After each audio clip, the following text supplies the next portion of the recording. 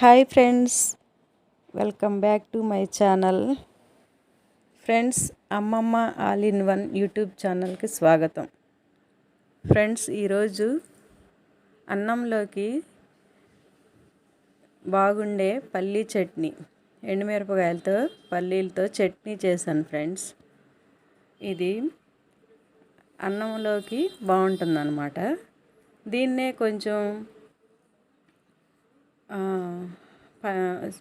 మిరపకాయలు తక్కువ వేసి పల్లీలు ఎక్కువ వేసుకొని చేసుకుంటేనేమో టిఫిన్స్లో కూడా బాగుంటుందన్నమాట.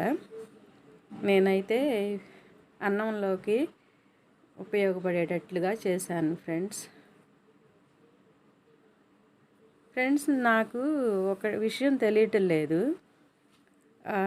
వీడియోస్ అప్లోడ్ చేస్తున్నారు, షార్ట్స్ పాటలు పెడుతున్నారు కదా, మరి వాళ్ళందరికీ కాపీ రైట్ పడట్లేదా? నేను ఒక పాట పెట్టి ఈ వీడియో అప్లోడ్ చేశాను ఫ్రెండ్స్. అయినా కూడా అది అప్లోడ్ అయిన తర్వాత బ్లాక్ అని వచ్చి కాపీ రైట్ అని పడింది. ఇంకా ఆ వీడియోని డిలీట్ చేసేసి మళ్ళీ ఇప్పుడు వాయిస్ ఓవర్ చెప్తున్నాను అనమాట. నాకు కొత్త కదా, తెలియట్లేదు ఫ్రెండ్స్.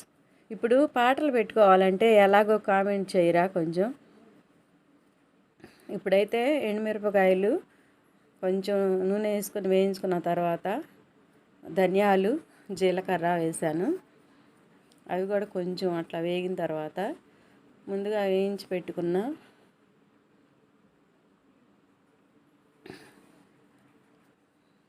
పల్లీలు కూడా దానిలో పోసాను ఫ్రెండ్స్. ఇంకా అవి చల్లారిన తర్వాత మిక్సీ జార్లోకి తీసుకొని ఇంకా వాటిని మిక్సీ వేసాను. సాల్ట్ వేసుకుని కళ్ళుప్పు వేసాను ఫ్రెండ్స్. మిక్సీ వేసిన తర్వాత నేను కొంచెం ఎక్కువ వాటర్ పోసుకోవచ్చు, కానీ అన్నంలోకి కదా అని చెప్పేసి తక్కువ వాటర్ వేసి చేశాను. చింతపండు వేసేసి కొంచెం వాటరు, చిన్నుల్లిపాయలు కూడా వేయాలి. చిన్నుల్లిపాయలు కూడా వేసి ఇంకా గ్రైండ్ చేసుకున్న తర్వాత ఇట్లా గట్టిగా ఉంటే కొంచెం బాగుంటుంది. 2 రోజులు నిల్వ కూడా ఉంటుంది ఫ్రెండ్స్. వాటర్ ఎక్కువైతే కొంచెం జారుగా ఉంటే బాగుండదు. అన్నంలోకి అయితే బాగుంది. టేస్ట్ అయితే చాలా చాలా సూపర్గా వచ్చింది ఫ్రెండ్స్.